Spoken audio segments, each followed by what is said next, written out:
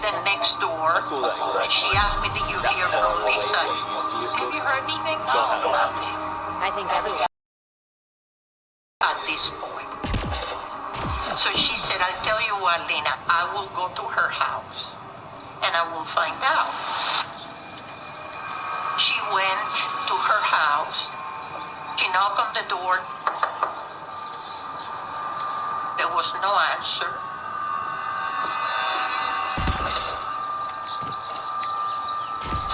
Then she got really worried because for all of us, she was at home.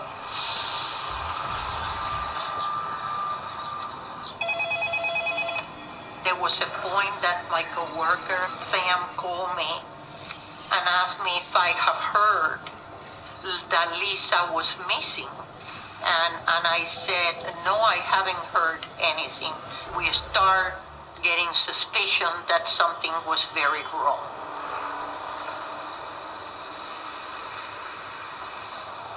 I spoke with Lisa's mom and I told her I haven't heard anything. My stepmom called me and was telling me about how they cannot get hold of Lisa. I honestly thought she's left. I told her, I said, she just left for a couple of days, I'm sure. And I said, Lisa's got to happen to do that every once in a while.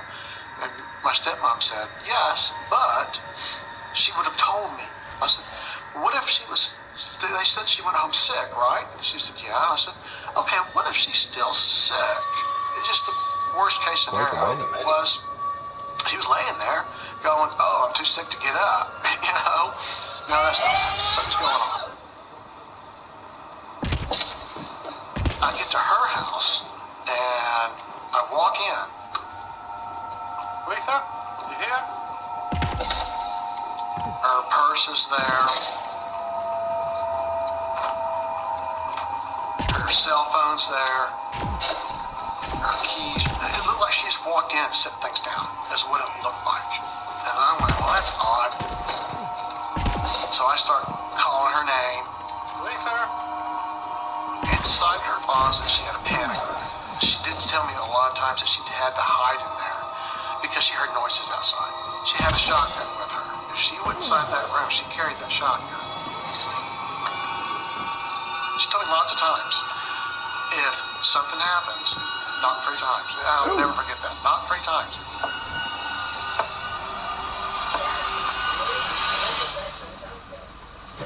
It was empty. I looked around some more. Flowers at like 3:30, 4 o'clock. Her vehicle's gone, but her purse, her wallet, And then, her cell phone. Sheriff's Department.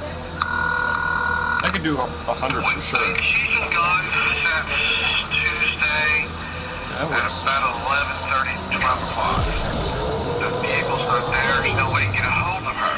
And it's kind of creepy staying here. And he goes, oh, something is wrong. I'll have a detective call you first thing in the morning.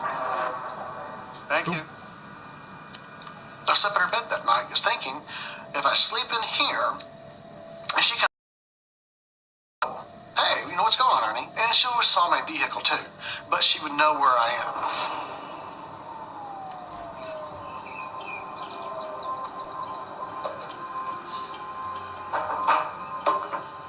It was the morning of July 9th when I was officially briefed in on the case. And then the same as always. That's her first. During our initial assessment of Lisa Nacimiento's home, no obvious signs of foul play or disturbance were observed. Appeared to be ransacked. the There's no gloves signs came? of forced entry. Yeah, they're sitting on the side table opposite your side of the couch. The steps taken in the initial portion of a missing persons investigation is they'll take information regarding the case. Other than the Typically, that would basement, be the basement felt why maybe a this little person ominous is to being me. reported as missing. The rest of the building I felt. There were no signs of forced entry at Lisa's house during our preliminary assessment. There were However, times, the alarm was like discovered especially to that be first one with off. the rep pod, like at first you felt very oppressed, but like, Downstairs? yeah, but Yes, oppressed. like it left like partway through, even though the rep pod was still going on. On the exact same day, a couple of landscapers were out there that morning. We got home at 3:30 and saw something 3 really 3 o'clock. odd. One of them saw something in the pond. When they went to retrieve what looked like a rug, they saw a hand.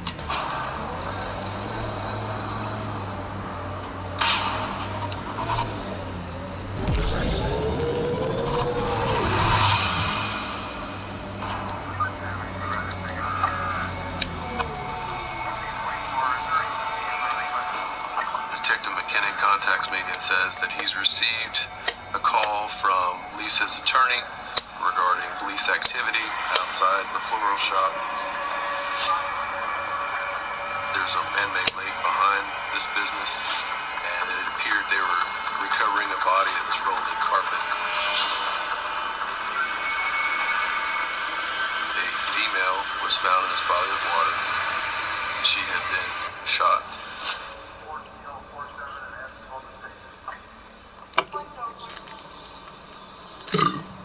And I was sitting inside. I'm really preferring All of a that sudden, pet. It's one of really the cool. detectives come They both shoot to kill. and asked me if I could identify the clothing that Lisa was wearing the last night that I saw her. And so he asked me, does she wear any jewelry? I say yes. She wear a watch that have a black leather strap. And he told me, I'm gonna show you a picture. When he showed me the picture, I start crying. That was the clothing I saw. Part of her arm, of her being 2 days in the water, and then he told me, we found her.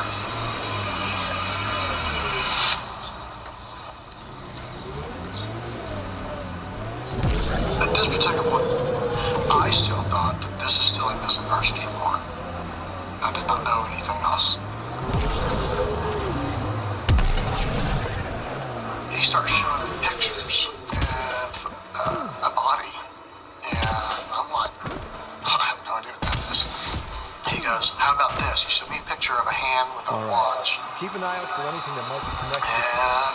And it was her. Then claims he buried the pet transponder near this location. Why somebody would want to hurt her is beyond me. I don't know.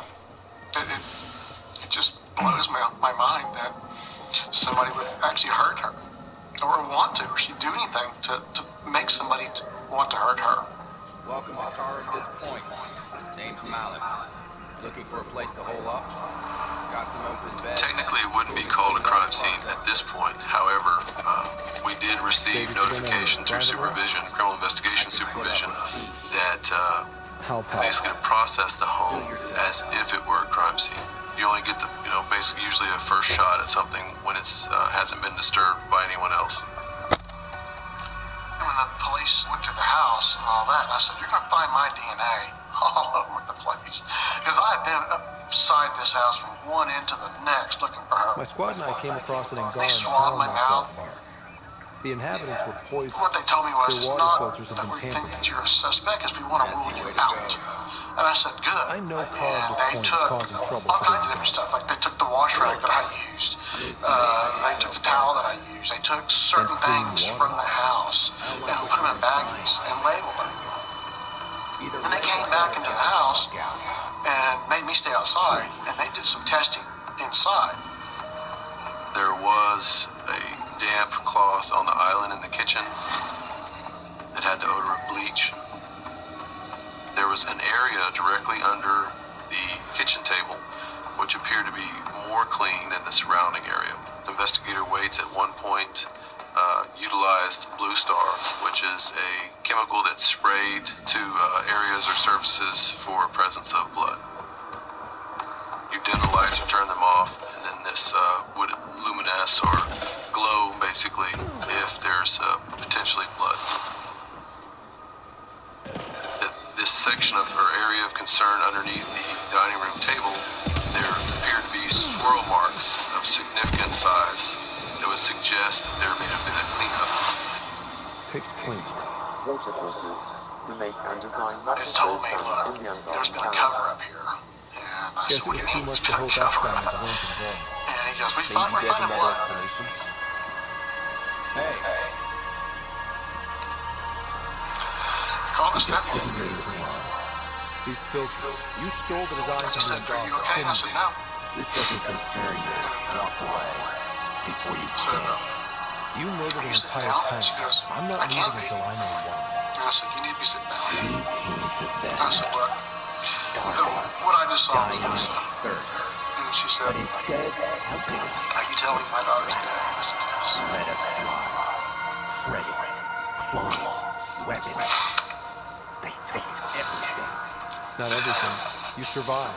You set That's up exactly what I'm saying. The Angara are the only ones who know how to properly filter this planet's water.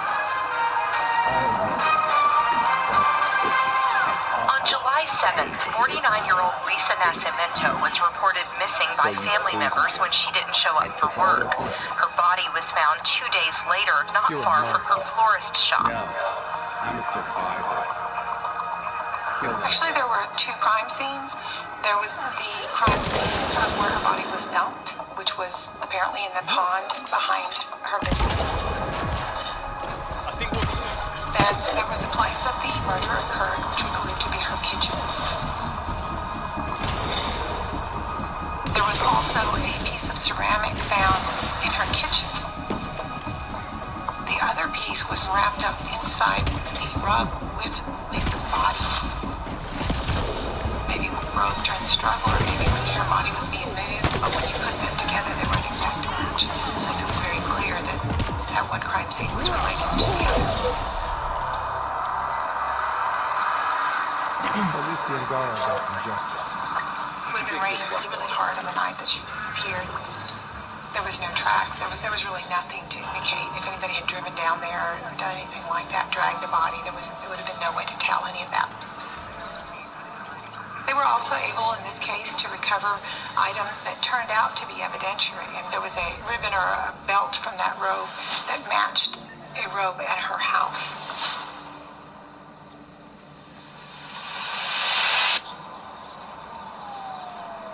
Several persons were identified as potential suspects when we learned that she had recently terminated an employee of her flower shop, identified as a Lorenza Sam.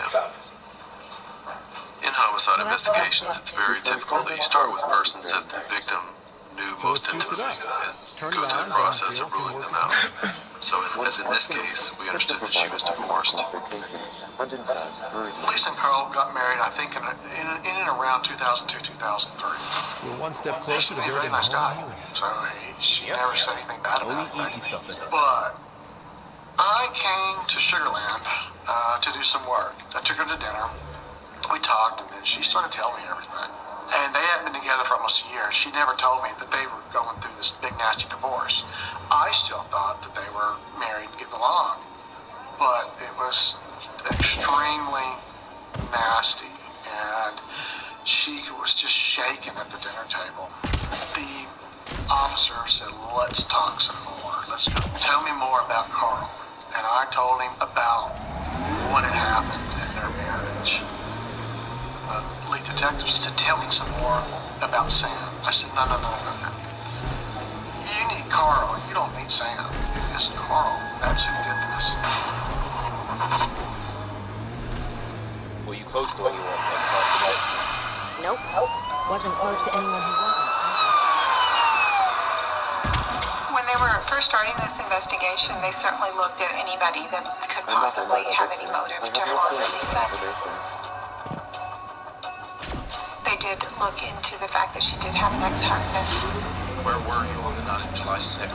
They immediately tried to figure out whether or not he could have possibly been involved, to see if there's some kind of motive. He was ruled out very quickly. There was no evidence that he was involved. The detectives told me that they had talked to him. He's got a solid alibi. It was not him. I just couldn't believe it.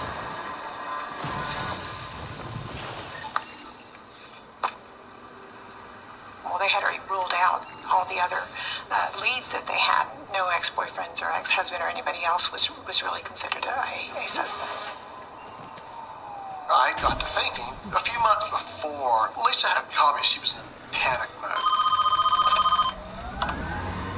Lisa had a tennis bracelet, a very valuable tennis bracelet, and she couldn't find it. I told her, we'll go look for it. Even when I got there the next day, she had this severe, upset look on her face. Ernie, is that That you? should do it. I don't We suppose found you all we see my can. tennis Let's bracelet. get back to things. Your Lincoln, maybe? Maybe. She goes, well, I keep missing stuff. You know what? I think someone might have taken it. And she said, well, in my jewelry box, I had some bracelets inside there, and I had some earrings inside there, and they're gone. I can't find them. I said, well, let's go look for them. Well, we looked for them. We couldn't find them. But she turned around and looked at me and she said, I got a feeling I know what's going on. So she said, Sam has used my vehicle. I think he's the one that's taking stuff from me. And I said, I hope it's not. I said, I really hope that's not, because he's such a good guy. She goes, I have this funny feeling he's stealing from me, because I'm missing stuff at the shop, too. We were following some leads and information that's being developed. We were making efforts to basically locate Lisa Nascimento's vehicle. They also started to interview persons that she was employed to her flower shop business. These individuals would be interviewed concerning when was the last time she was seen, had she ever conveyed to them any problems or issues she was having with others. Why was Lorenzo Sam terminated? Pretty quickly, people started telling the officer that Lorenzo Sam had had a rather bad experience in his termination from the florist.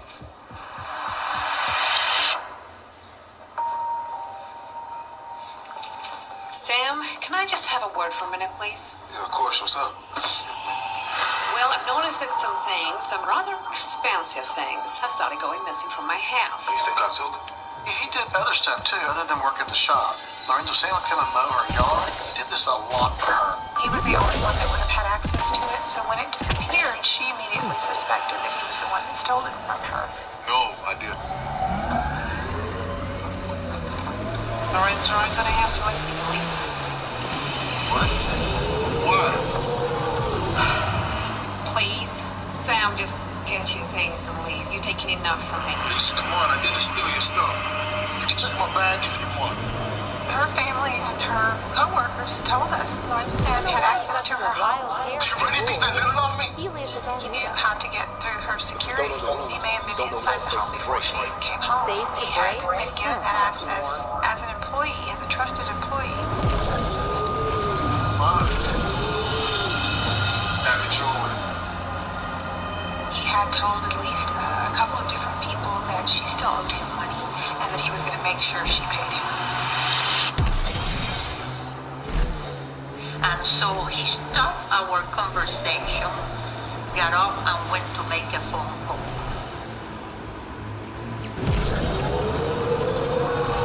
Oftentimes when things are stolen, they're pawned. On the detective you spoke to earlier, do you have the item? Yes, sir. The officers have an ability to research things that have been pawned. They did a research of the area pawn shops, and what they found was the diamond tennis bracelet that was pawned several weeks before the murder actually occurred.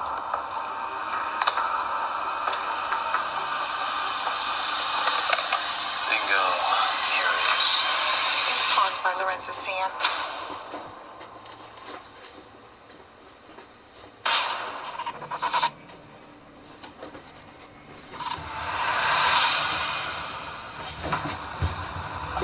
On the detective you spoke to earlier, do you have the item? Yes, sir. The officers did find the diamond tennis bracelet that was pawned by Lorenzo Sam. Bingo. Here it is. Detective McKinnon and I felt it was suspicious. He starts to move to the top of the list as a suspect in this case.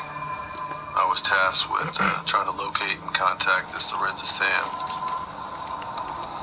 The detective was asking me questions about Lorenzo Sam, and I told the detective, I said, over there, I can take you guys over there. It makes things better. He lives in a small complex off of 52.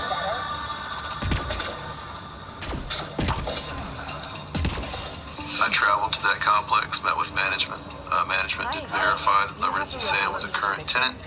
Also, that he was currently behind on rent and had been issued basically an eviction notice.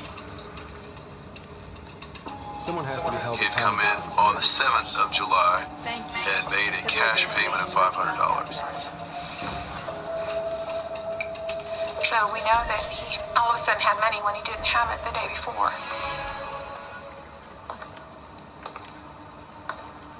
I did go to 1601. I did have the opportunity to look through a window and did observe several suitcases and items strewn about the living room. But after knocking on the door with no response, I went to the neighbor just across the hall. He had been told that our investigation involves a homicide and that I wanted to speak with Lorenzo Sam regarding our case. He reported that he received a phone call and had been instructed to go into 1601, meaning Sam's apartment, and collect a trash bag of jewelry. We need a search executed on the apartment.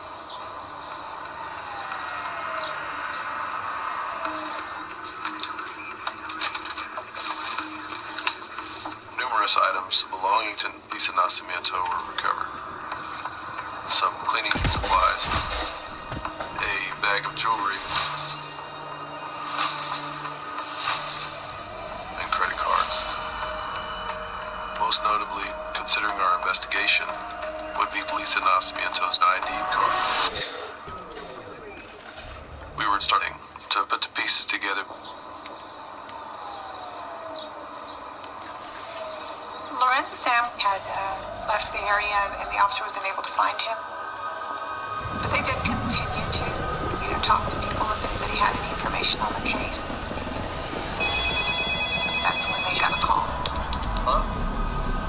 The Fort Bend County Sheriff's Office was notified by this police agency in Louisiana that they had been contacted by some hunters.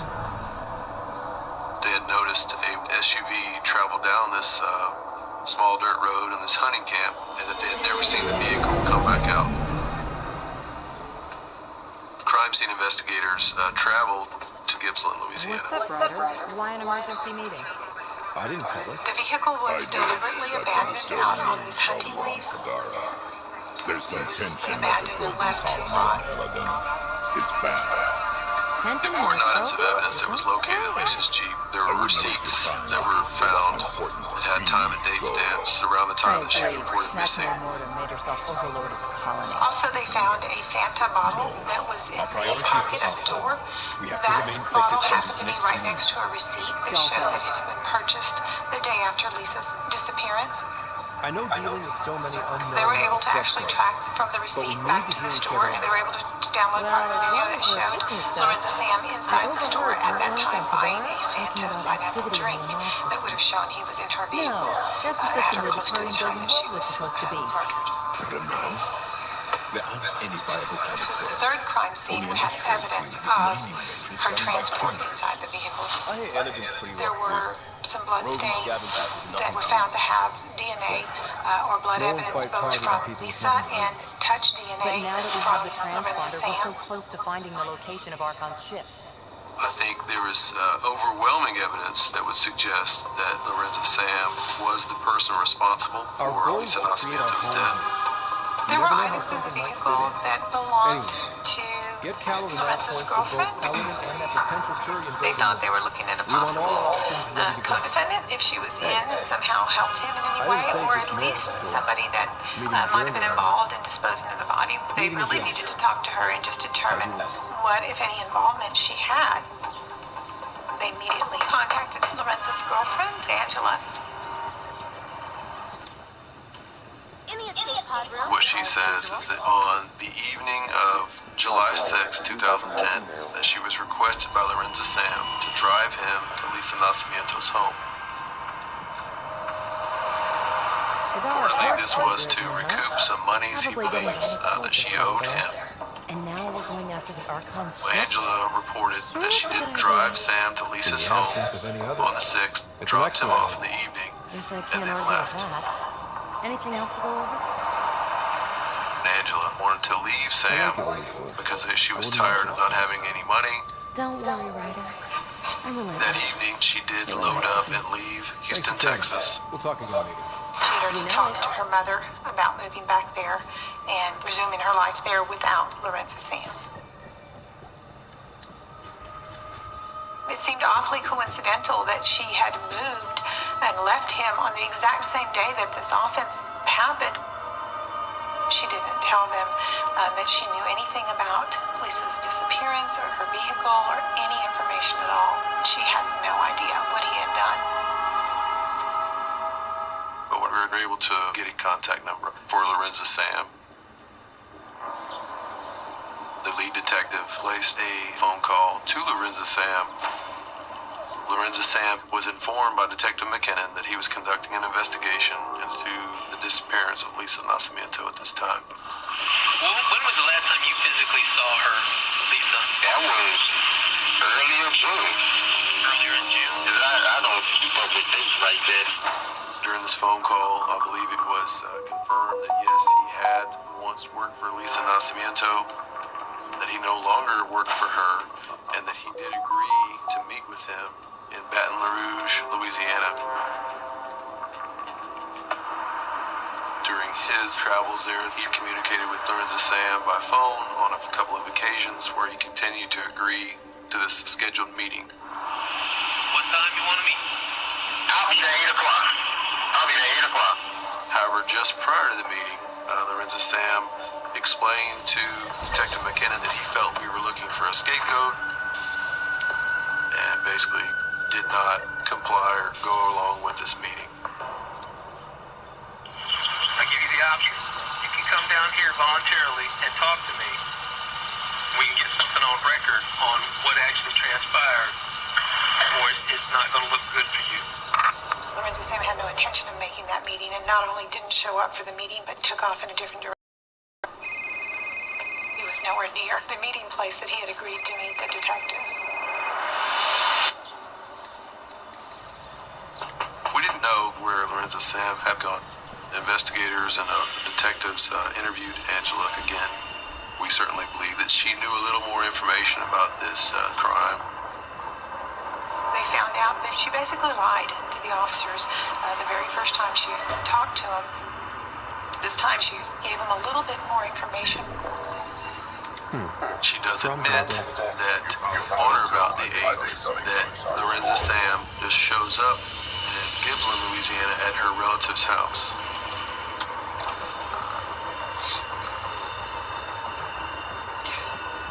I'll handle this. She says that Lorenzo Sam is driving Lisa's truck. He basically asked her to follow him. That evening, she does follow him. We got it. You patched up She your personally witnesses him drive Lisa Nascimento's vehicle into the woods and actually over and through some trees, which is down this dirt road hunting camp nearby. Remember the survey ship?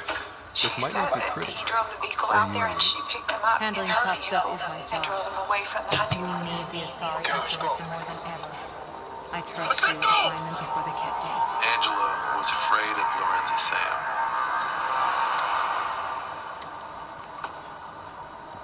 He actually asked her to give him a ride back to Lafayette, Louisiana, where he had a hotel. Hey, Ryder, I don't got an believe she knew encrypted exactly message what from he had Sid. done. She has news and wanted to In her talk very to us last both. conversation with Lorenzo Connecting the call Sam, now. she asked him point blank, So you want to tell us what this is all about? I was listening to Outpost updates and caught a message about settlers going missing. That doesn't sound good. Yeah, because it's not a little kidnapping. I dug around, and I think I know where they can take them. A cave on a in her very million-year last conversation with Lorenza Sam, she asked him point blank. I don't believe the planet you're talking She said, about is what a moon. happened to Lisa? I killed the bitch. What did I tell you about getting involved? I couldn't just do Lorenza nothing. had basically confessed to How do we know your Angela intel's that he even had killed reliable? Lisa Nascimento. It's reliable. The officers trust your were able sister, to track and there's no down sense in the wasting hotel time. and where he went, That's a path forward. but Sid, he wasn't just give there. us everything you have on this. Already They done. found records that show that a company had rented the hotel room. That's how they ultimately were able to locate him. Right. He had got a job to go to work for OSHA to provide meals to persons that were part of the cleanup effort for the oil spill in the Gulf of Mexico at the time. He was in fact working for that company offshore out of Mississippi. Marshal Service and law enforcement officials went out to this floating barge, and he was located there and arrested. He was brought back to Mississippi and then ultimately extradited back to Texas. He did not act surprised in any way when they made the arrest.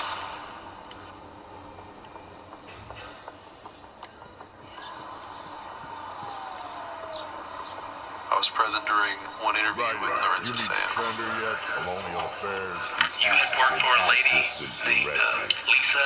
Got no idea why Addison keeps him My alive. impression of him was that he was an habitual liar. Did she fire you or did you quit? Or was that a fire? You was off, man. We were a good time. He would have to be confronted with evidence. When he would say that I was here or there, I didn't do this. When he was confronted with things, then he would change his story. You were there. You weren't outside. You weren't in the house. Who killed her, We Sam? can talk more later. No, wasn't inside. Hey, one last thing. Did you kill her? Yeah. No. He never Is everyone confessed to akin being to the you? person that shot her. When you get to I be got a my mountain of age, evidence says that you did it. I'm saying that you did it. What you're going to have to do is you're going to have to determine what happens to Lorenza Sam for the rest of your life.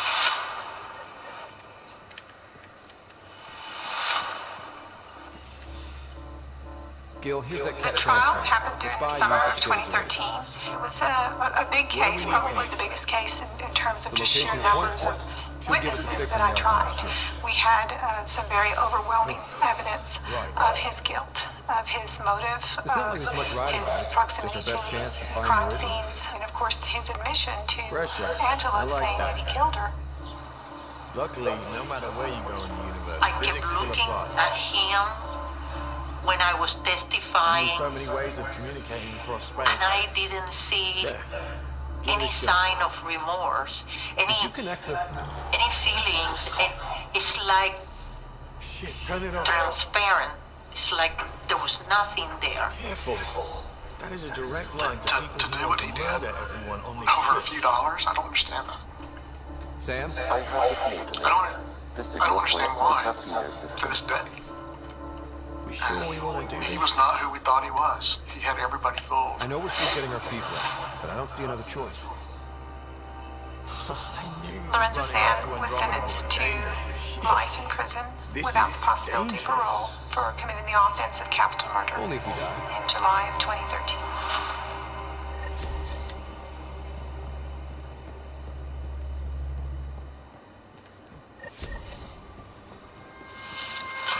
When they said that, I just was, thank God. My stepmom said that, you know, he got what he deserved. And we all agreed to that.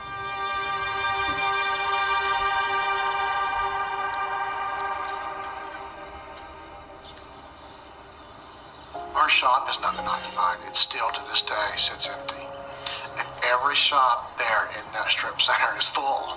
And it's a bustling strip center. That one place is empty. It's very hard for me to come back here because when I see it empty, it's like all of the work that we did have disappeared. It's very hard. It's very touchy. I'm trying to hold myself because it's bringing back memories, and the memories are not good.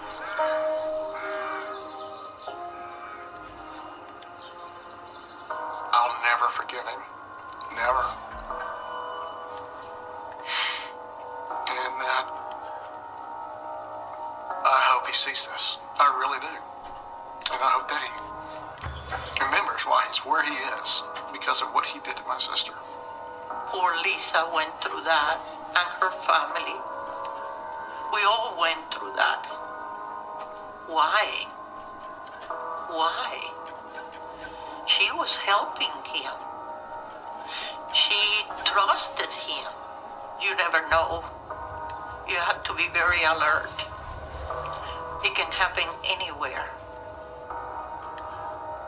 If I could say something to Lisa right now, I just tell her how much I love her, how much I miss her.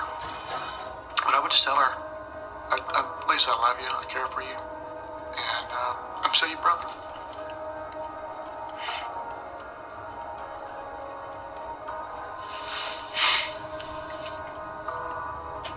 And I'm always here for you.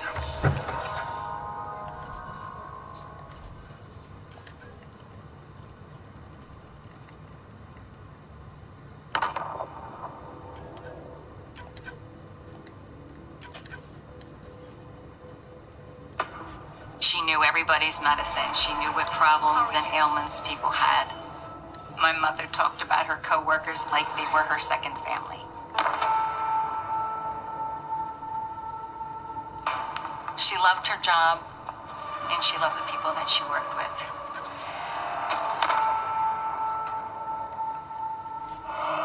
Your mom was just killed.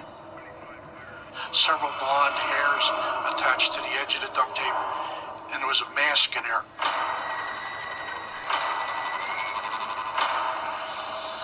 The attacker knew of the victim we were getting nowhere.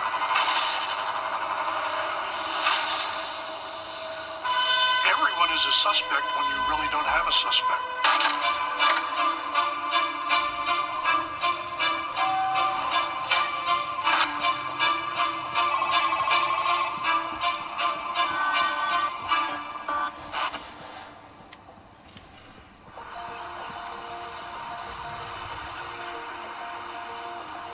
My mother, Alice, was one of 10 children.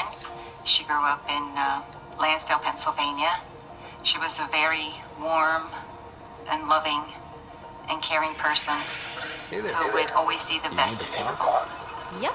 Proof of concept. To distinguish her from Zach, your souped-up, nasty combat version. My mom had 11 grandchildren and 6 children. Yeah, it's edgy. This is my father, Charles, my mother, Alice, me, Alicia, Terry, Cynthia, my brother, Chuck, and Susan. Susan's actually the youngest one. Sure, I definitely saw my mother as a role model. I'm not one to rest on my I always thought she was beautiful, first of all. I mean, that's when you're a little girl, that's sometimes when you look up at your mom. As you get a little older, you start to see the strength in somebody and knowledge. Even ones we don't have. When my parents decided to separate, I was still very close with my father, but of the two, I was closest to my mother. She'll look for a cure.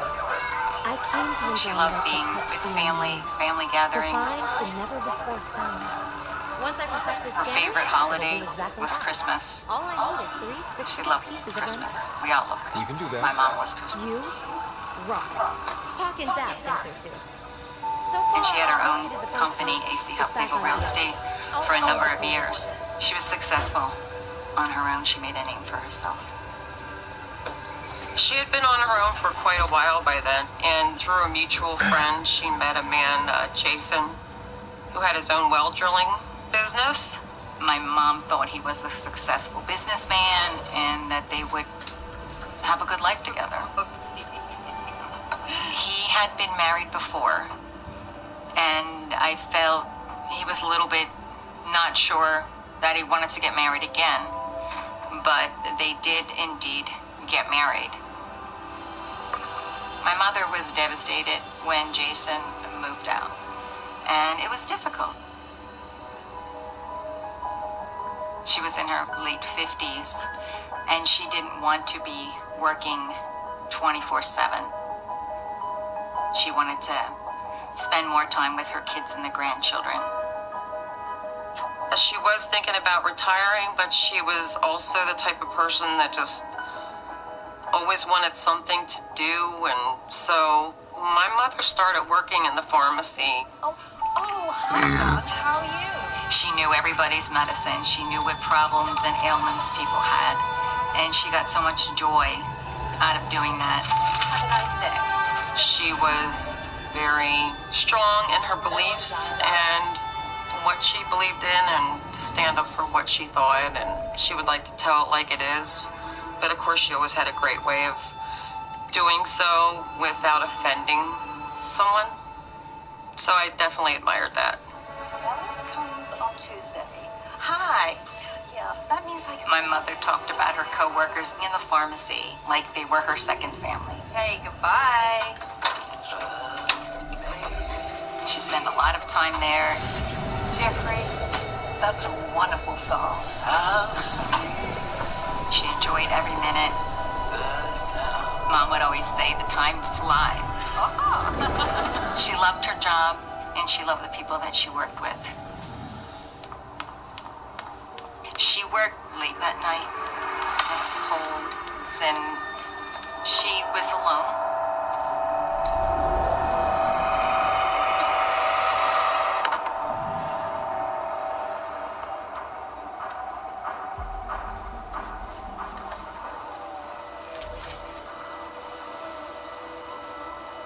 I was off that day, and I received a call from the patrol unit to respond to Whitehall Road in our jurisdiction, stating that they had a possible homicide at that location. When I arrived on scene, I was met by the patrol supervisor, or the sergeant. He informed me that Jason, the husband, came to fix a broken toilet. He went upstairs and found his estranged wife lying on the bed. Hey, Bruce. Hey, when I arrived, I was met by Detective Mastrocola. It's outside. I was briefed as to what they had found inside the home. Even though they were separated at the time, they were still talking to one another and helping each other out. He would go over quite often to help her out. Jason was very, I would say he wanted to do whatever he could do to help solve the crime. And then he was taken to our station for questioning. Entering atmosphere, LZ in sight. Thoughts were that somebody broke in through the bathroom window on the second floor, apparently by climbing up on a first-story roof and opened the window, came in and had a confrontation with our victim. I entered the house, noticed that there was bits of broken glass.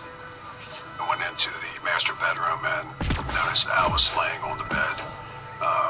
Her clothing had been removed from the waist down. Her hands were duct taped together with gray duct tape. She had duct tape wrapped around her head, across her eyes, and then there was blood on the pillow and on her.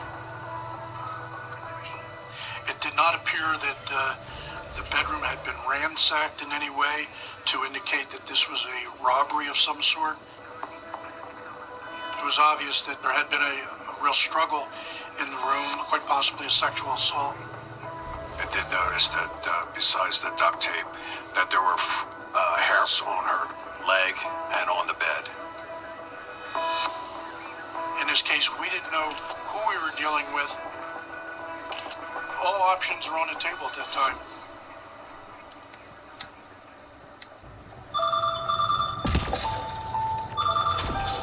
I get a call from my brother, Chuck. We don't know, something happened at the house. She's dead. And I'm like, no, she can't. What are you telling me? My stomach dropped. He hung up the phone and said, your mom was just killed. I'm like, what? What?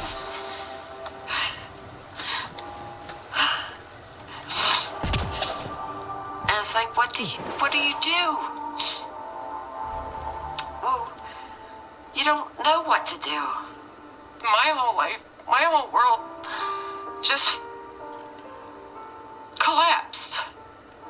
I'll never forget the sound of desperation and utter horror in my sister's voices when I was talking to them. The deep in your gut just crying and moaning like, oh my God. But I didn't find out all the details till much later. And I really kind of wish I never really heard more of the details, to tell you the truth.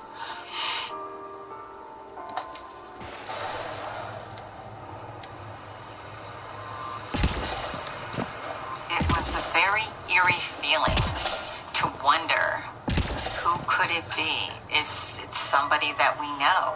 Is it somebody in the family? Alice lived in a home off of Whitehall Road with a long driveway, maybe, I would say, 300 to 400 feet from the road. The garage and the main home were divided by a breezeway that was enclosed. Where this home is located and the length of the driveway, the way the home sits back from the driveway, it did not appear to be just a random passerby and selected that home. It would appear that the victim either knew her attacker or the attacker knew of the victim.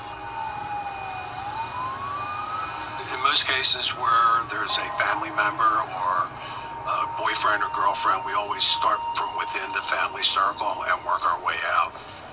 I was informed that Alice's husband, Jason, arrived earlier in the morning to repair a toilet. He would do jobs around the house for Alice. And you say you had a key to let yourself in? We started questioning Jason, I want to say early afternoon. Jason's demeanor at the time when I was speaking to him, he was obviously upset that his wife was deceased, but not unusually so. It wasn't the typical normal breakdown morning.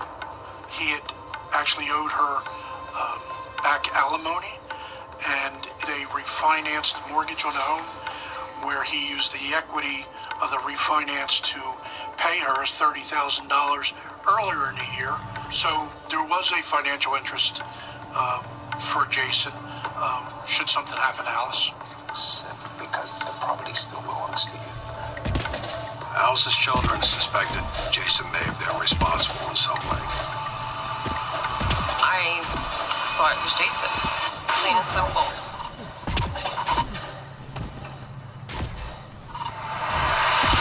Let's do this! From talking to Jason, the feeling that he was really telling the truth. He even suggested that he'd take a polygraph test. And at 6 p.m. he was administered a polygraph exam. Jason's polygraph revealed that he was telling the truth and that he was being cooperative. He assured us that he would be available anytime to continue aiding us in the investigation. Jason submitted to a swab for DNA, and his DNA was collected as part of the evidence collection that day. He was not ruled out, but he was not a strong suspect. No one at that point in time had been ruled out. We had to wait till we got the DNA report in. Take a seat. Dude, fucking robot keeps getting in my way. Just about all the family members and fingerprints from all the family members. I believe like 10 or 11 different family members we obtained samples from. There was a lot of blood evidence. They had a lot of DNA evidence. Whoever came in through the bathroom had cut his arm on the window as he broke it, and it was a lot of blood. And they had the blood type, and they also had the hair, but nothing matched up to anybody that had any record. On speaking to Alice's children, they said the same thing, that they really couldn't offer any information as to who they would believe could be responsible. You're actually getting to know the victim from the family side and point of view of what the woman was like. I spoke to Susan, to Anne, Terry, and you couldn't ask for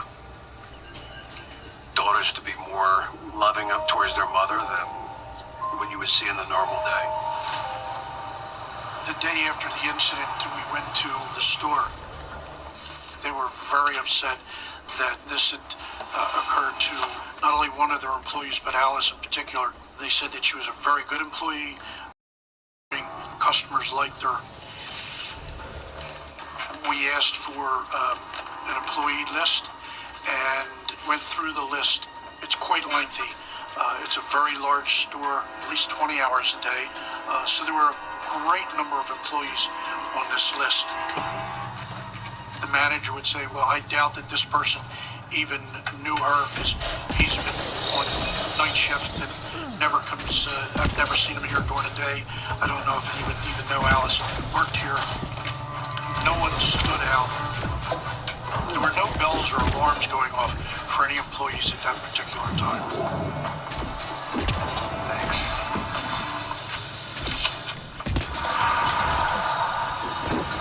It's typical that you always start with the husband or the boyfriend and then work your way out. The police had asked all of us if anybody new had been brought into our lives, just as a way of looking at new angles. My family said that, well, Susan had just started dating somebody and nobody really knows him very well. I just started dating Mike recently. He was the only new person added to the mix of our family at the time.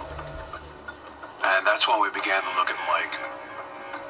Detective Mastercola and I went to the location where Mike worked. It was a restaurant in the local area.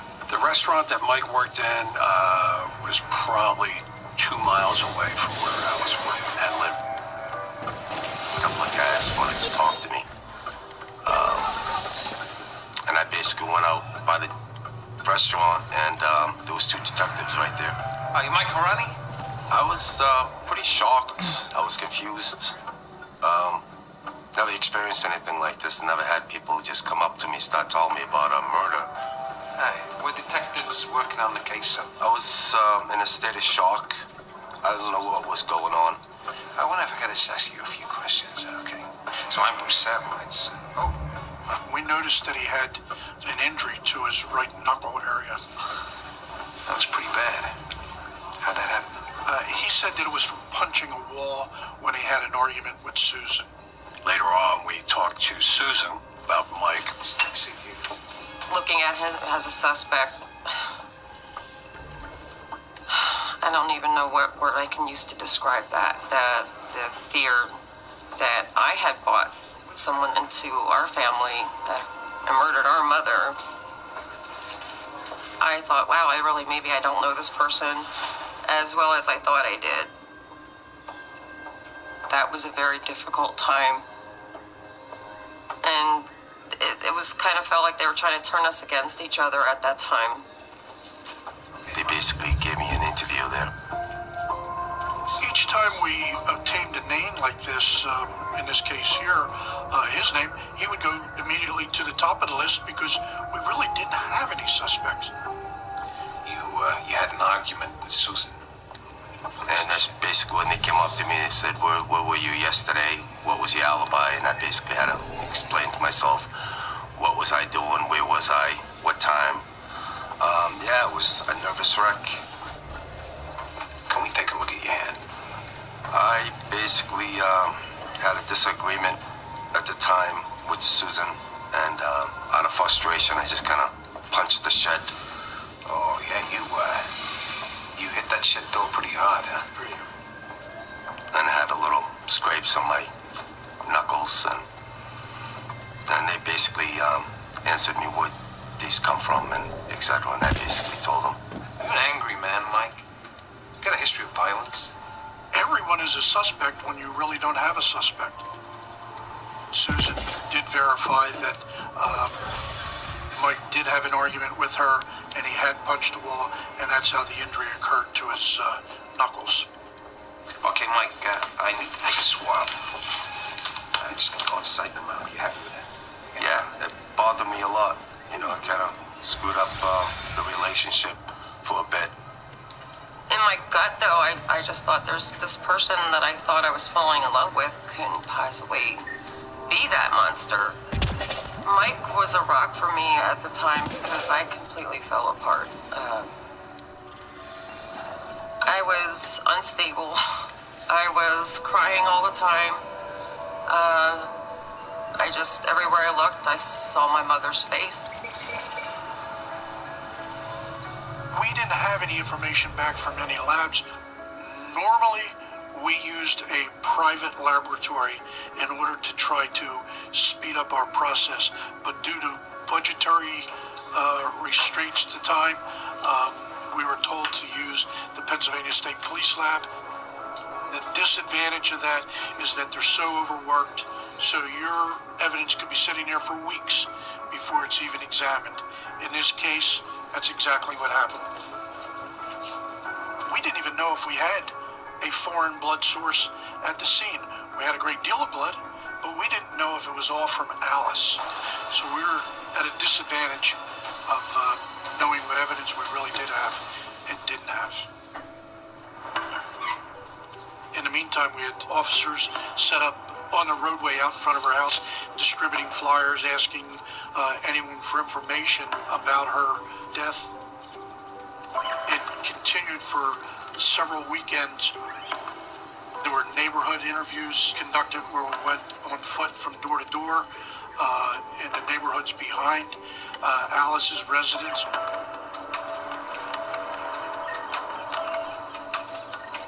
So the canvas, we did learn that one person who lived very close to Alice had been arrested for rape in Philadelphia.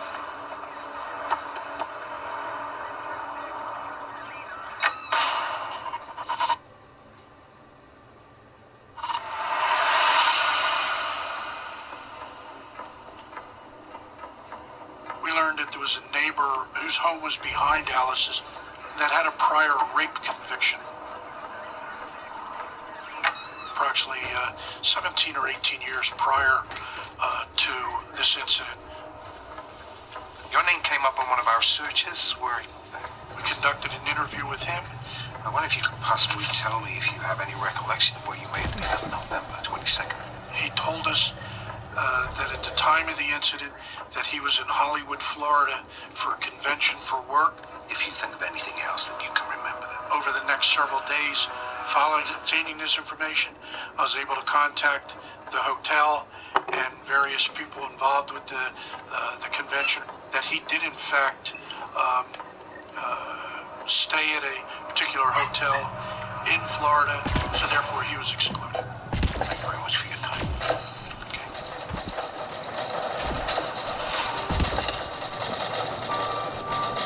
My mother was killed on November the 23rd, and we decided in my mother's honor to have Thanksgiving dinner.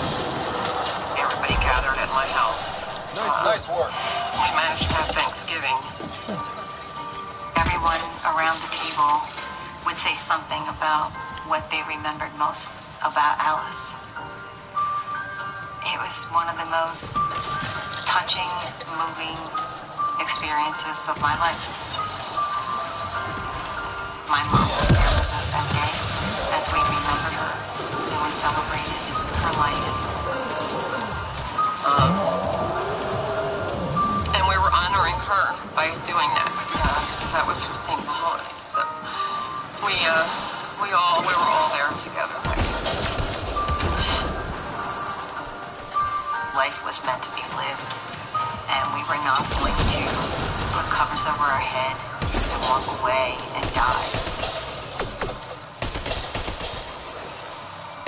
Ultimately, we received lab reports back from the Pennsylvania State Police Crime Laboratory. Lab reports here. Oh, so it clears Jason. So this is odd, though.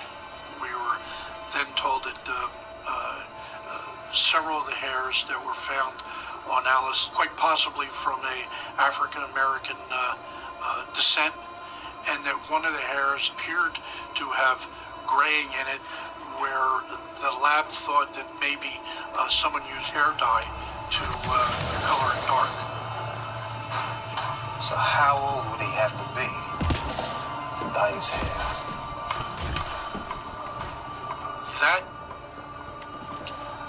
kind of threw us a little bit. It kind of put us back to square one again with the investigation.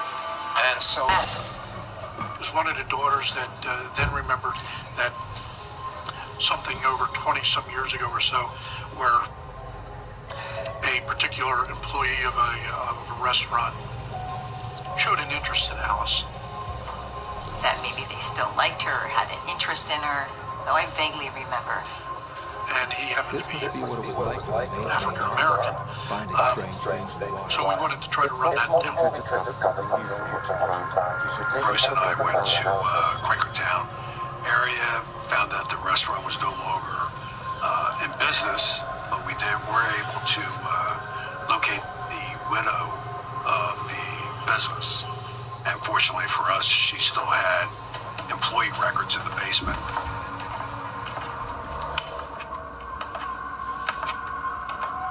So we spent the day with her, and as a result, she finally found the information we were looking for. We found out that he had died several years prior to Alice's murder. That bread's smelling good. It was not able to go any further with that investigation. Usually when you have an investigation, things eventually start to play themselves out for you.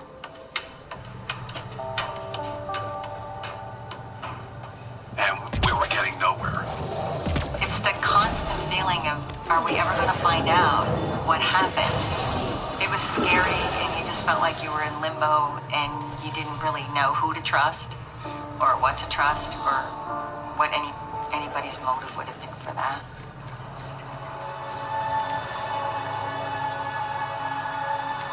Bruce and I sat down and started to talk over. Things were piling up. And I remember the detective saying to us that if they don't get him right away in the first couple months, chances are they may never find him. It was very, very frustrating. I started to lose hope that we were never going to have the case solved, because they seemed to have touched just about every avenue as far as I could see, and they were coming up empty on everything. This murderer will never go to jail, and I don't know that I could have lived with the idea that you'll never know who did this to your mom.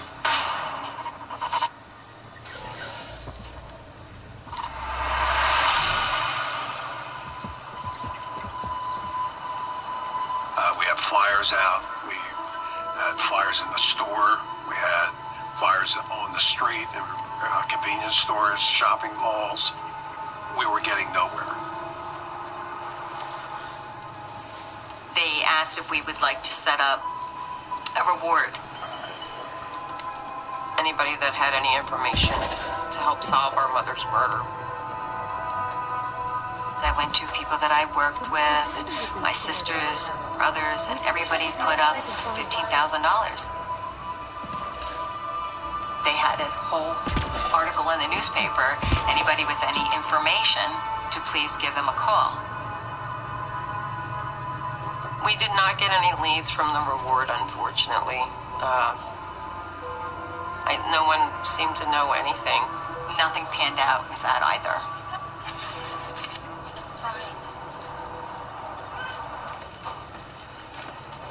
I just looked at Detective Master Cole, and I basically said, I think we should go back and start this investigation from the beginning and go through every interview and every employee again.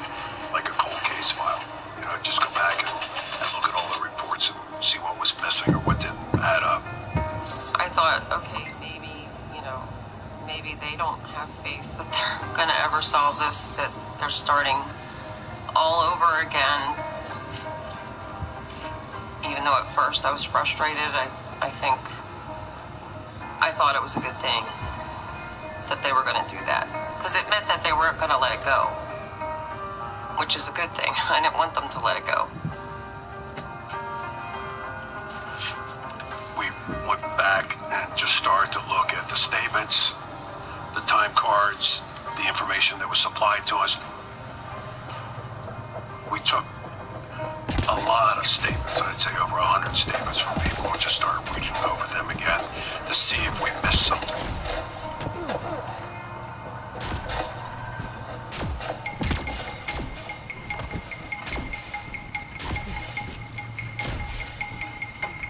We went back through the employees list and timesheets.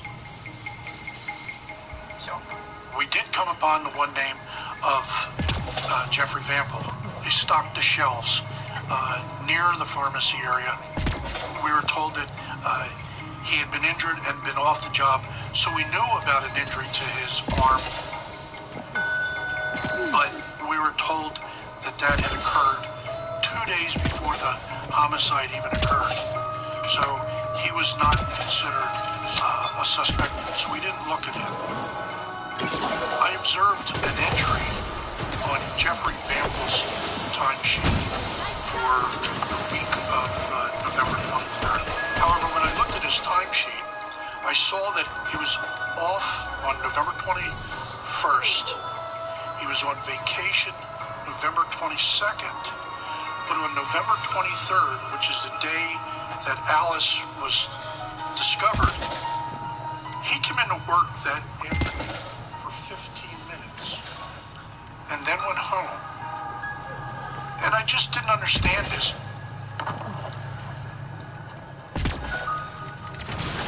I asked him to try to reconcile this information on Vampel, and he couldn't. The manager now told me that he remembered the doctor's note saying something about the 23rd on it, but he didn't really recall what it was, but he said it didn't have any meaning to him at the time when he saw the note, because it was right around the time of Alice's death. He was upset about that. He didn't put one and one together and really didn't think of it. There was a note in Jeffrey Vampel's file from an orthopedic surgeon stating that he had worked on Vampel's arm in the later morning of November 23rd. This information was not consistent with what I had been told at the initial stages of the investigation. I asked him to tell me anything more about Jeffrey Vampel, and it was at this time that the manager said that he thought he had a premature gray area on the back of his hair, and he thought he died. Well, right away, now I was really interested, because I have an individual now who worked there, he had a cut on his arm, and now they're telling me that he possibly dyed his hair. Now, he used to park his car right along here, and we had a surveillance set up on his car overnight prior to the morning that we were going to approach him. And his apartment was down this much here. A detective, myself, waited in a parking lot for Vampel to arrive. Jeffrey Vampel? Detective Bruce Saville. Would you mind if I ask you a few questions? He stated that he really didn't know Alice, but from what he knew of her, and several times that he did speak to her in the store, that she was a very nice woman. At that time, I told him that we had permission from the store to take employees back to the Montgomery County Detective Bureau to talk to him. So he willingly got into an unmarked car with us in the back seat.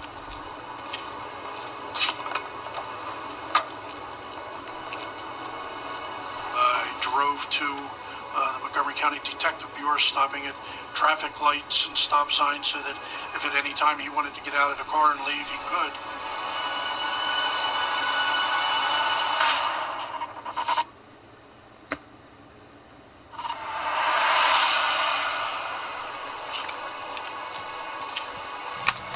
I told Vampel that we had permission from the store to take employees back to the Montgomery County Detective Bureau to talk to him. And he didn't know it, but we had a surveillance team following this case. He decided to run or flee or get hickey about the investigation. And we would have been able to apprehend him. He was not a suspect in this, that he was merely there to help us conduct the investigation. He consented to have his DNA taken, some head hairs and pubic hairs were taken. Interesting. He said that on November 21st, he was moving a dining room hutch in his apartment, and while sliding the hutch, his arm slipped and went through in the hutch door, cutting his arm. Said he waited a day or two, then did get treatment. I asked him, I said, did you ever get the hutch repaired? And he said, no. I said, would you mind showing it to me? And he said, no problem at all. Okay, Jeffrey, so do you want to show me this piece of furniture? Oh, this one. Oh, okay. So, how was it you injured your arm? Lifting them. Okay, from down here. You see, okay. Look, we don't have a search warrant, but I wonder, would you mind if the detective has a little look around? Okay. Hey, look, let me take a seat. I had situated Vampel so that his back would be towards the living room area so that he wouldn't see what the detectives were actually looking at. And I sat on the other side facing the detectives so that I could get any indication from them as to whether they had recovered anything. I kept Vampel occupied with just general talk. So, you sing in the church? Yeah. Are you part of the choir? Yeah. Are you a good singer? Yeah. What? Would you like to sing something for me? Sure. This is coming back to the campus. Praise, how sweet the sound. So I had him singing me gospel songs while detectives are searching your apartment. We were there only a short while. He now said that he remembered where Alice lived. And when I pressed him on that, he said that he thought it was from reading newspaper articles. One of our detectives, he looked in this box, and it was a roll of duct tape that appeared to have several blonde hairs attached to the edge of the duct tape. And there was a mask in there, a Scream mask from the movie Scream. And it appeared to be blood smears on the mask. At that time, the detective put everything back in a box, gave me an indication of it's time to go. I made an excuse to Vampel. Jeffrey, I'd like to thank you for cooperating for so long.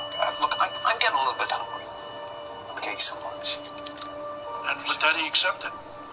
On the way out of the apartment was a calendar. And when you turn to November 23rd of 2002, on that date, handwritten, was, "Oh, what a night." He offered an excuse for, "Oh, what a night" was a party. I went back to my office, went upstairs to my office and sat down, and we had lunch and had general conversation. While this was going on, we had obtained a search warrant for Vampel's apartment now, and there was a search team in the apartment going through it very carefully, looking for evidence. Soon thereafter, I received information again from our detectives on the scene that not only had they discovered the duct tape and the Scream mask, but there was a black hood type cape that would apparently go with the Scream mask type costume. There was a pair of women's underwear found in a futon. Over the course of the next several hours, I spoke to Vampel. A lot of it was small talk, just trying to kill time. waiting for the detectives back at the scene to notify me as to anything they may have found that I could then follow up with questions with people. And ultimately, when it came time for the duct tape with the hair, he eventually began breaking down. He, in essence, confessed to the crime. He admitted to talking to Alice on the 22nd of November. And it was at that time that he admitted going to Alice's with the hopes of having sex with her. He then described breaking the back window,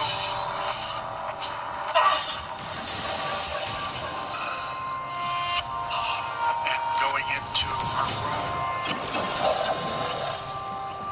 So much fun.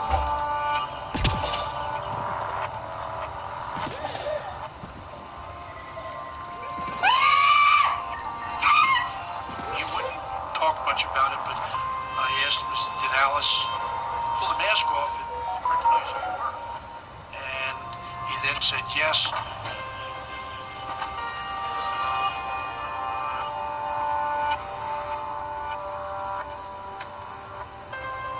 I believe my mom was fighting so hard. She knocked the mask off of his face, and then she knew who he was. He had to kill him. And that's basically what happened. We found out that this young guy did this. He was a kid. We're thinking monster or horrible person, and he was just a young kid. My mother never spoke about Jeffrey Bamble to me. He was 24 years old and nobody was paying any attention to him. I have never heard of Bamble, ever. From her, from anyone. I've never seen him. We didn't have a trial because they reached an agreement not to go for the death penalty, and he pleaded guilty. He pled guilty. That's all I wanted to know about him. I didn't want to know his name. I didn't even want to look at him.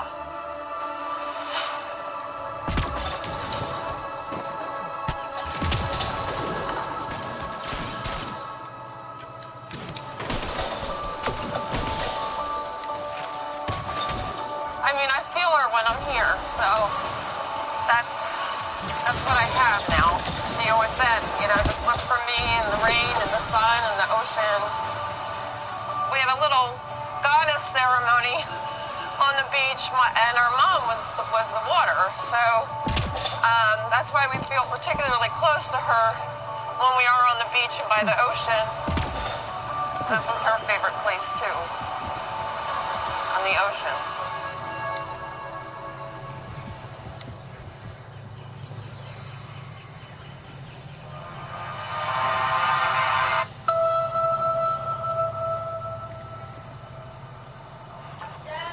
Yeah.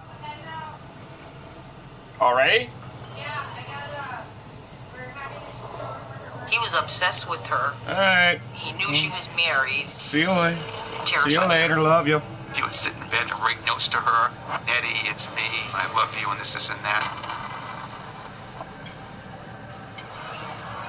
She took a picture of herself and put it on Facebook, and that's where it began. He had sent her a Google image of her home. He had gotten her address. Where are you? Give me a landmark or something.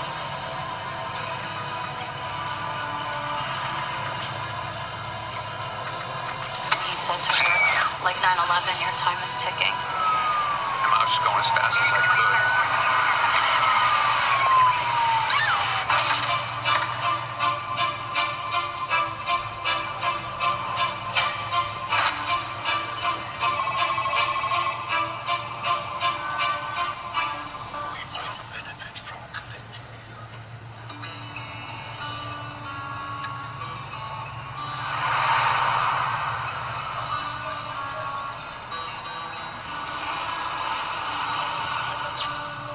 My name is Anna, and I'm Antoinette's little sister. My sister Antoinette had a big personality. She loved to dance. She would be the first one out on the dance floor at any party or any club that we ever went to. Antoinette was very outgoing. She was very enthusiastic. She was loud, and she just liked to have a good time. My parents were born and raised in Italy, and they moved to Connecticut. My sister and I, we grew up being best friends. We did everything together. She was like having another mother. She always took care of me.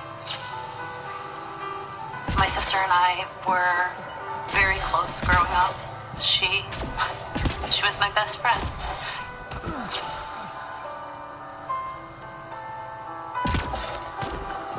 My name is Maria Senecola, and Antoinette Venditti Bruce is my best friend.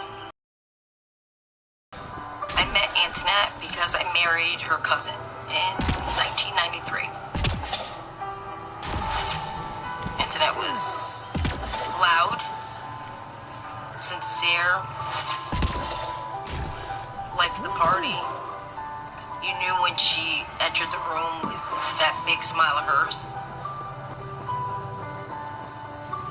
Whenever she had something to say, she would say it, regardless of anything.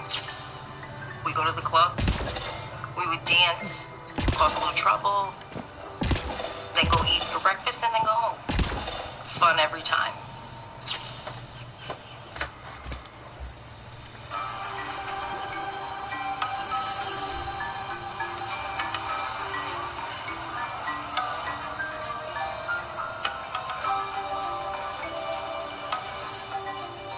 Antoinette worked at the Christmas tree shop.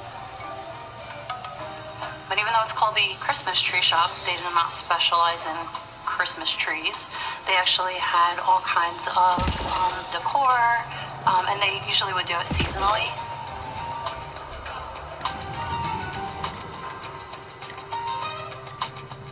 Antoinette's role at the Christmas tree shop was backroom manager, taking the shipments, opening them, sorting through them, and she would also set up displays on the floor. She was the assistant supervisor, but she mostly packed the shelves, you know, whatever came in through the trucks, stuff like that.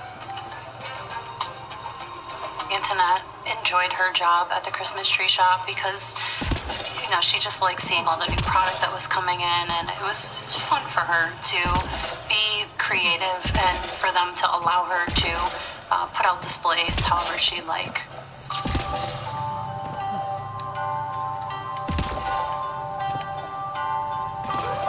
Antoinette worked at the Christmas tree shop for about 8 or 9 years. She had lots of friends there. She loved her job. Absolutely. She had quite a few friends. She always had friends wherever she went. They loved her. Her personality was big and it was contagious, so people wanted to be friends with her, and she made many friends while she worked there.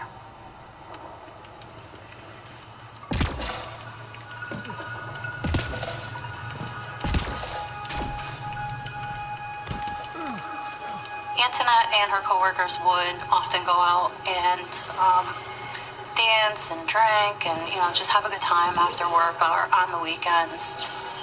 My sister, because her personality was so big, of course she wanted everybody to know who her little sister was, so she would introduce me to everybody when I would either go to the store, or if her and I would go out, she would invite her coworkers to come with us as well, and we would all hang out together, so I knew her coworkers very well.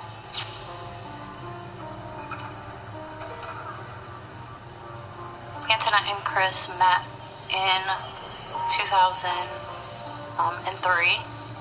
She had met him at a couple different locations until eventually he asked her for her phone number. And then they were married in 2008.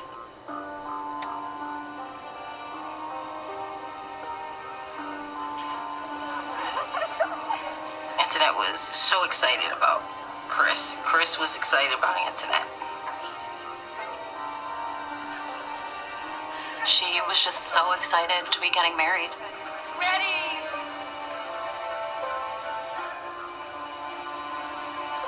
You may now kiss the bride.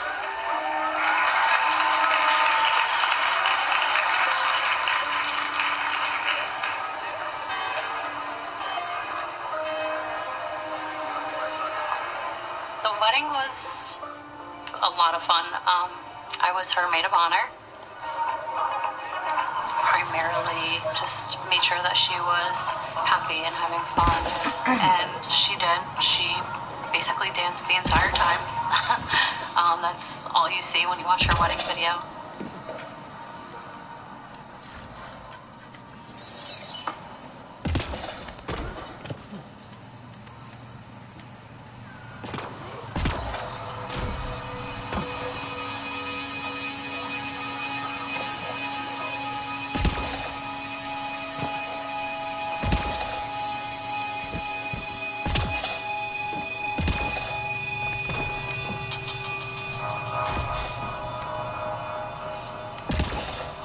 Zach also worked in the back room with Antoinette.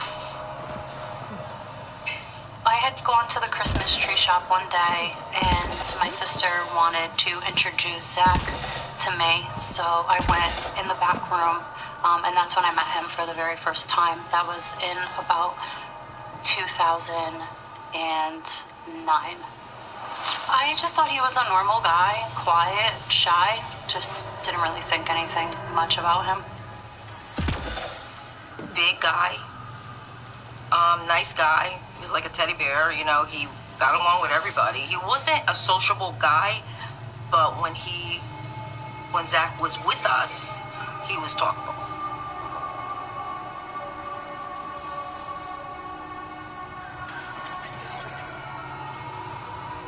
She told me that Zach was, you know, always up her butt. She just didn't feel correct with it, but I wasn't there to put my answer to it, but I said then put a stop to it before it gets worse. I think Zach would make her feel uncomfortable without knowing that he was even doing it.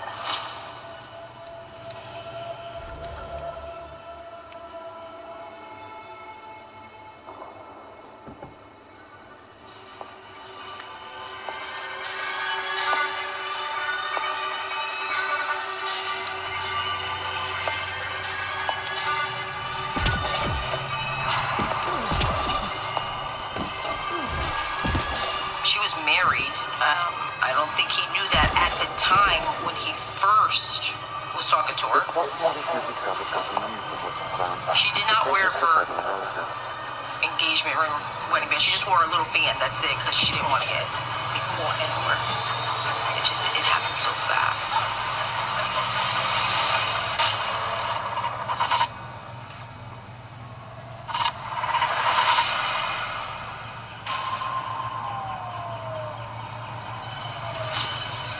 She was married.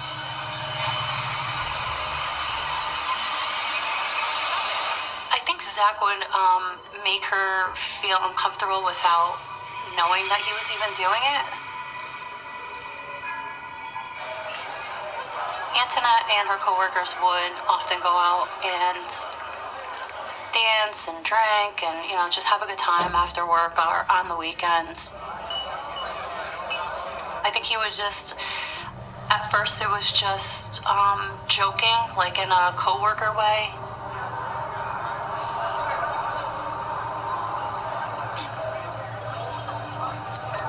And she just took it lightly. She really didn't think anything of it.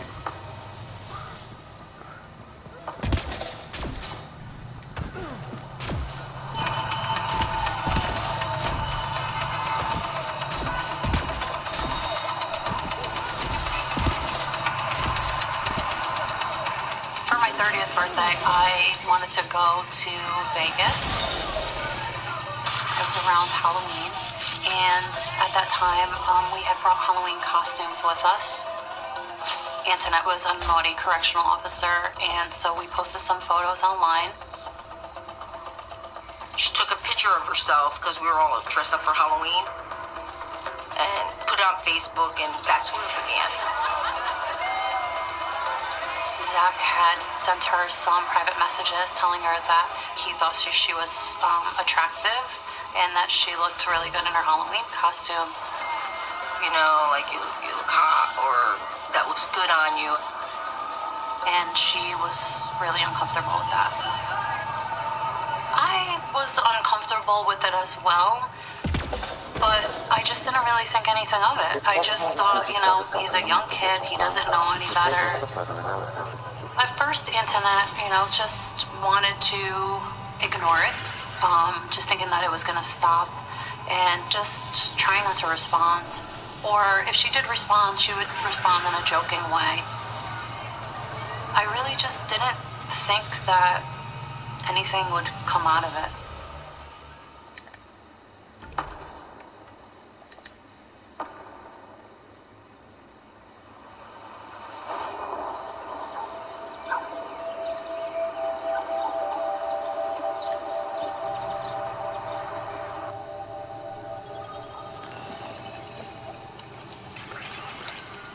I think he became obsessed with Antoinette right around Halloween time when we got back from Vegas.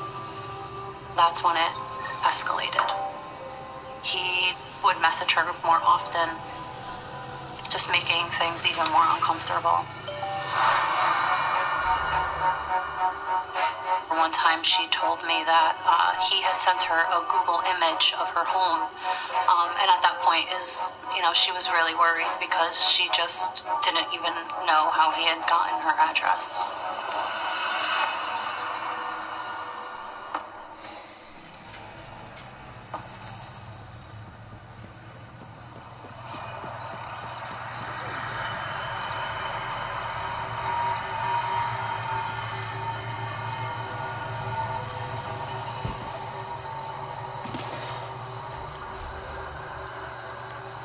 She would often call me to complain about Zach. She would just tell me little things that he would say, just making her feel uncomfortable. She didn't want any trouble.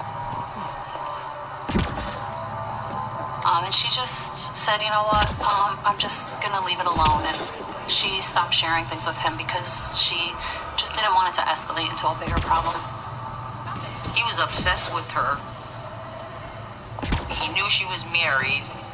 She kept telling him, you know, we're just friends. That yeah, he used to be yeah, but then he used to do remarks. She spoke to me about it. She was going to tell one of her managers. Eventually, she did end up complaining to her employer, letting them know that he was sending her messages that were inappropriate.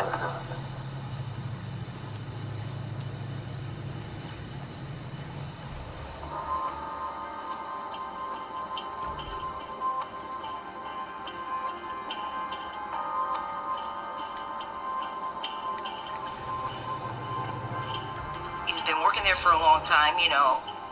Antoinette always gives somebody a chance. She just tried to help him out. Antoinette had called me. She had gone to work that day, and Zach was in with HR. They were talking to him. Well, you know, when you work in a retail store, there's damage to some furniture or anything.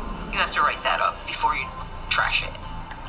And I think a couple of times he has trashed it or damaged it himself and not written it up. Christmas tree shop fired Zach. Fired because he was stealing merchandise, possibly throwing it away in a dumpster. And they had caught him on camera. I know that he thinks that it was her, but it wasn't, because he just thought she would do that to him.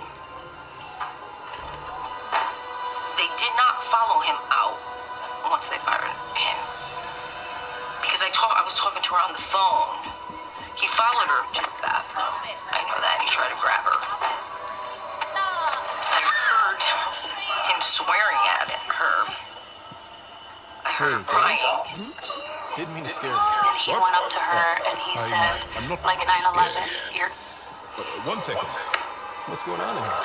You look busy. If I'm busy, my mind is occupied. So he went up to her and he said to her, like 9/11, your time is ticking. Whatever gets you through. She was just crying. She didn't know what that meant. Gifts? After Zach had gotten fired, she was still sort of nervous about him. I think in the back of her mind, she always just had a weird sense about him, and she just didn't trust his personality.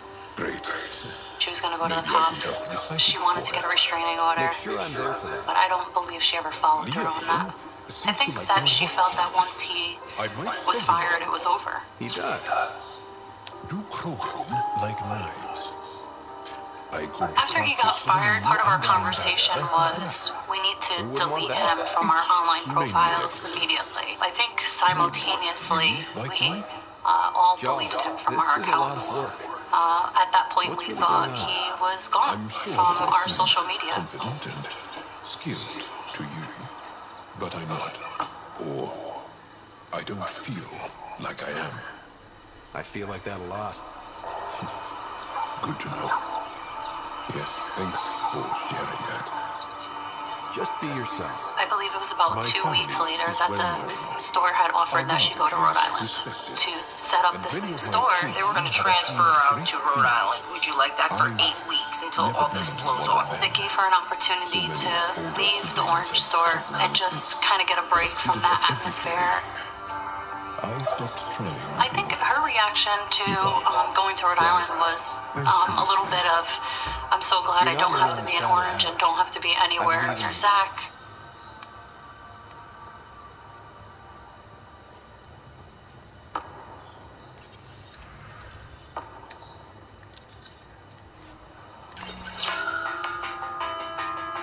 It was a Saturday night. We went out for dinner and drinks.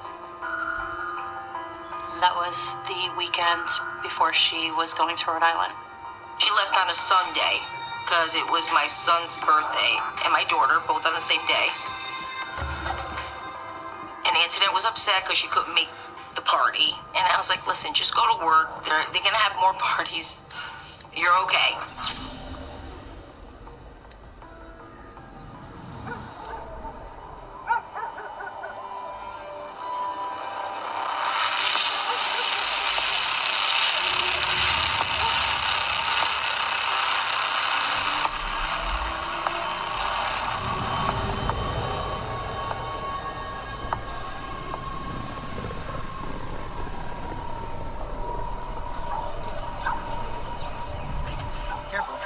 March 29th, Antoinette had tried to call me. I was at work at the time and I couldn't take her call. So I just sent her a text message back, just letting her know that I wasn't able to talk and that we would talk later on that day.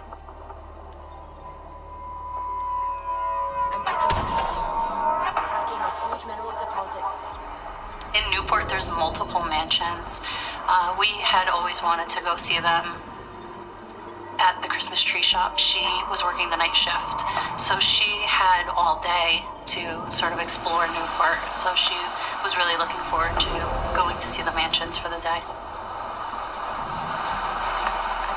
She was excited that she would finally get a chance to go see them.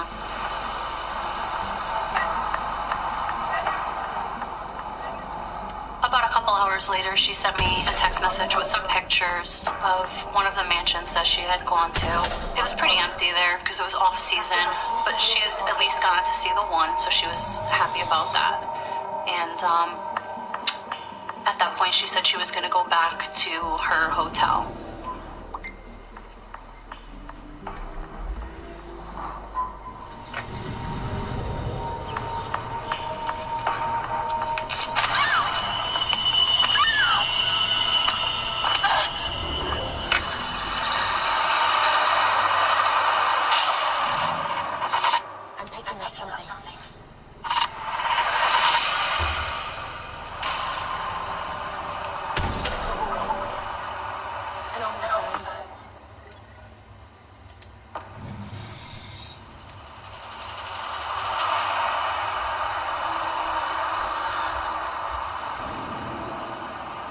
is Walter May, a retired Middletown police detective.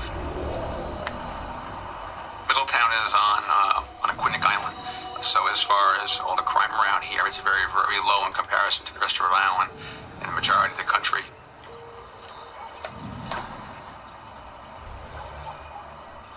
I was working in patrols. I usually work in suit and tie and detectives during the day shift. I'm a senior detective.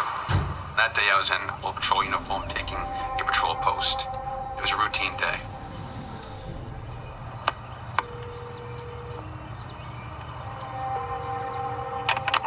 What's the nature of your emergency? The Middletown Police Department received a 911 call at approximately 4 p.m. on the 29th of March in 2011. I was the only officer on the road at the time. Information coming in from the caller is that a male had shoved a female in the back of her own car, and then he drove off. So they gave us a plate, and we had that put out, and we were calling in all additional units in Middletown. Because Middletown being a small community, a small island, and we wanted as many units to come as possible to start searching. I got sent to that call along with 2 other officers, lights and siren, all going code 3 as fast as possible.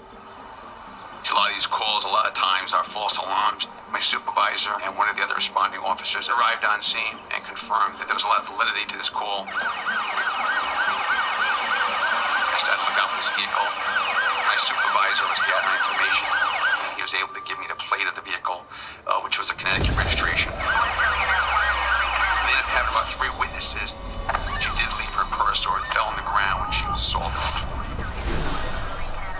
My supervisor, Lieutenant Sweeney, was able to pick up the purse and get off the checkbook the name, Antoinette Bruce. At that particular time, I was just going as fast as I could in and out of the side streets on that main road and hotels to see if that vehicle had pulled in or attempted to hide. I spent about 20 minutes doing that, just working my way back to where the incident happened. We're getting more and more information from the witnesses that it was a white male, about 6 foot. It was a kidnapping, and that there was 1 male involved and a female victim. That's all we had at that point. I kept searching. I stayed for about 20 minutes or so. Our fear was that they had pulled in somewhere and were on the road still. You saw that, huh? Oh, I'm sorry I snapped at you. The way Spender treats I decided on my own to start checking all down by the beaches in Middletown, which is the opposite direction. Only just thinking that if someone was going to go to all hide and get away from all the police, then, all more remote. I went about 5 miles, all checking hotels and heading down towards the beach area. Why? I have no idea. But if Pesh hadn't When I pulled into the beach area, there were only a couple of cars in the parking lot. As I pulled into the parking lot and saw the vehicle, and then I immediately noticed it was a Connecticut plate because it had blue and black letters, and swung way to the right, so that the person wouldn't see me. I noticed that there was a male party in there moving around in the driver's seat. And so at this point, I just kicked in, to what I was trying to do, and I'm trying to radio the station right away, and I could not get through because of all the regular chatters going on between, the supervisors and just, everyone coming in. So I get out of the vehicle slowly. I usually draw my service revolver, and I'm walking very slowly. I'm looking at him. He doesn't see me because he's moving around in the car. He sees me, and he looked at me. I was probably about 5 feet away from him. You got safe. Really, very professional.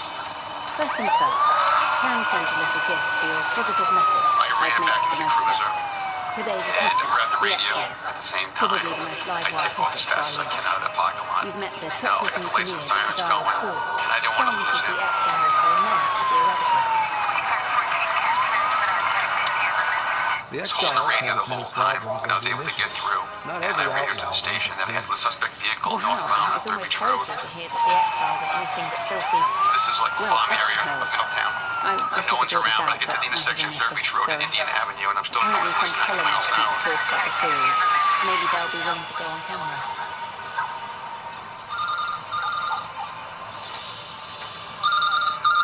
I was folding some laundry, and my phone rang.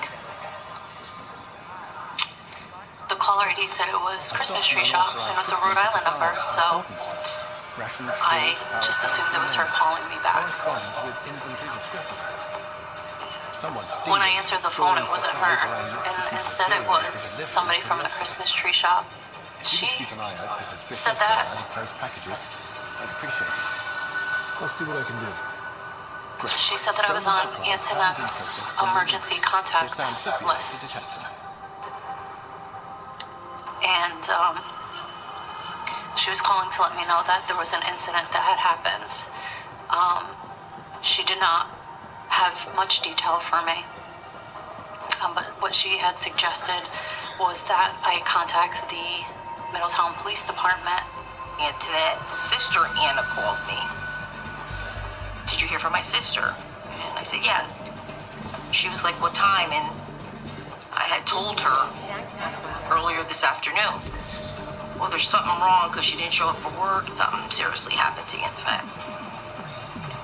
And she said, you need to come. So I contacted the police at that time, and they also didn't tell me much. They just said, we would like to send one of your local police, and we sent him to Antonette's husband's house, and we said yes. We didn't also, at that point still did not understand why a police officer needed to come to the house to tell us something.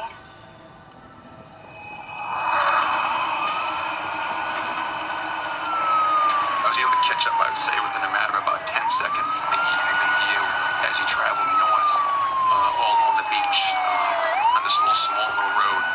Luckily, there's no one around for some reason. It was about, I'd say it's about 4:30, 4:45 at this point, and I'm going as fast as I can, and he's going as fast as he can. I get up to about 90 miles an hour over about 10, 15 seconds. He doesn't slow down at all. About a mile further down the road, he pulls over. I pull over behind him. He had jumped out of the vehicle.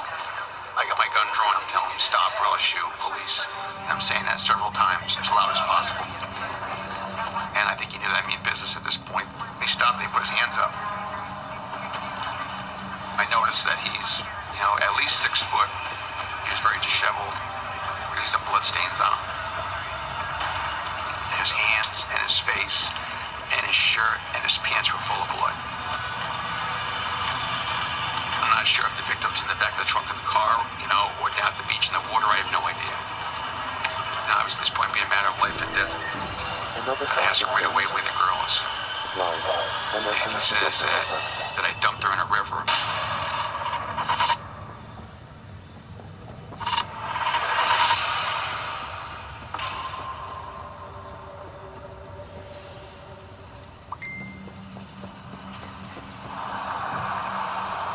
This area is all surrounded by ponds and waters and the ocean down there, so I'm not sure where he means. And so I radio over the radio that he dumped her in the river, and I start dragging him, or just as fast as possible, just guiding him down to the street. As I'm opening the back door of his cruiser, I'm telling him that he dumped her body somewhere. He's going to show you where. And I put him in the back of the car as fast as possible. I just say, go, go, go, go, go. I'd say about 5 or 10 minutes goes by, and Lieutenant Sweeney says that he's finally found the spot. He radios that he's found the body, and it was all covered over in the moat. Lieutenant Sweeney actually turned over this body, and they tried to revive her, and they realized that she wasn't going to make it.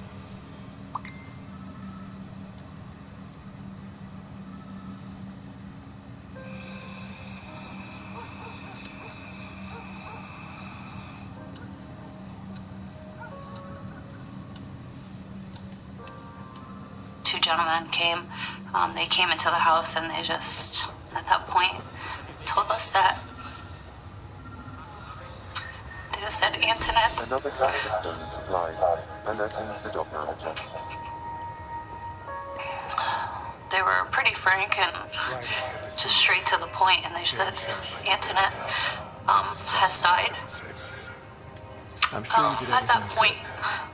Yeah, but still, we lost the Pathfinder watch. Doesn't sound like. I just remember screaming. At the time when they told us it was just me, Chris, my parents weren't there, so we still had to tell them. And that's, that was probably one of the hardest things that I've ever had to do. So the chief of police had told me that Zach had murdered my sister, and that he had stabbed her to death.